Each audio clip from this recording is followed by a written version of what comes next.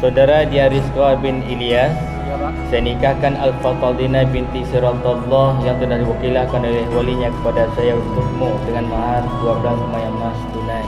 Saya terima nikah Al-Fataldina binti Siratullah untuk saya dengan mahar 12 semaya emas tunai.